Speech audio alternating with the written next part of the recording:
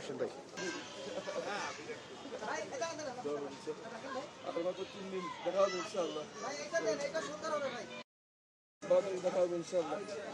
আবার আরেকটা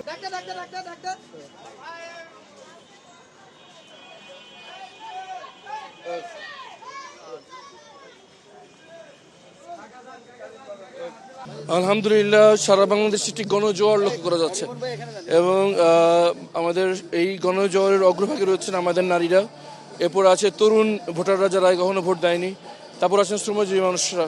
তাদের সবার চাওয়া একটাই, পরিবর্তন। এবং তারা পুরনো বন্দোবস্তে হাঁপিয়ে উঠেছেন। কালো টাকার প্রভাব, পেশ শক্তির ব্যবহার আর তারা দেখতে চান না। তারা চান চাঁদাবাজি, মাদক বন্ধ হোক। তারা চান জবাবদিহিতামূলক ইনসাফ ভিত্তিক সমাজ প্রতিষ্ঠা হোক। এই আকাঙ্ক্ষা থেকে 12 ফেব্রুয়ারি সবার আগে তারা হা ভোটকে জয়যুক্ত করবে ইনশাআল্লাহ। এবং এরপর পরিবর্তনের কাণ্ডারি হিসেবে ঢাকা 14 সারা বাংলাদেশে 11 দলীয় জামায়াত সমর্থিত 11 দলীয় ঐক্যবদ্ধ বাংলাদেশ জোট প্রার্থীদেরকে সারা বাংলাদেশে একটি ভূমিধস বিজয় উপহার দেবে জনগণ ইনশাআল্লাহ। ইটালিয়ানো মেলামাইনের নজর কাড়া ডিজাইন, যার প্রশংসা করবে সবাই। Italiano melamine. ঢাকা 14 সারা বাংলাদেশ থেকে ভিন্ন, এখানে একটি আন্তরিক পরিবেশ বিরাজ করছে। কিন্তু সারা দেশের দিকে দিকে আমরা তাকাই, তাহলে আমরা দেখতে পাচ্ছি যে প্রশাসন একদিকে ঝুঁকে পড়েছে, তারা নিরপেক্ষ থাকতে পারছে না। একটি দলের প্রার্থীরা প্রকাশ্যে আচরণবিধি লঙ্ঘন করছেন, কিন্তু তাদের ব্যাপারে কোনো ব্যবস্থা নেওয়া হচ্ছে না। জামায়াত এবং স্বতন্ত্র প্রার্থীরা পান থেকে চুন খসলেই তাদের ব্যাপারে জরিমানা এবং অভিযোগ, তাদেরকে শাস্তিমূলক ব্যবস্থা গ্রহণ করা হচ্ছে।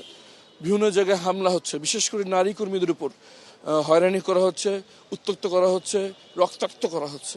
কিন্তু এই ব্যাপারে প্রশাসনের কোনো দৃঢ় অবস্থান নিতে আমরা দেখছি না। এটা খুবই উদ্বেগজনক। তার উপর চিহ্নিত সন্ত্রাসীদের আনাগোনা দেখা যাচ্ছে। অবৈধ অস্ত্রের ব্যাপারে আগে আমাদের উদ্যোগ প্রকাশ করেছি।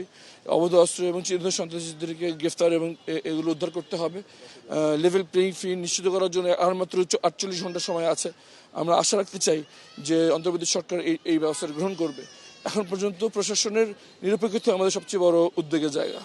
আমার মনে হয় এবার একটি উৎসবমুখর পরিবেশে ব্যাপক উপস্থিতির মাধ্যমে একটি ভোট অনুষ্ঠিত হবে। 42% ভোটার জীবনে আগে কখনো ভোট দেওয়ার সুযোগ পায়নি।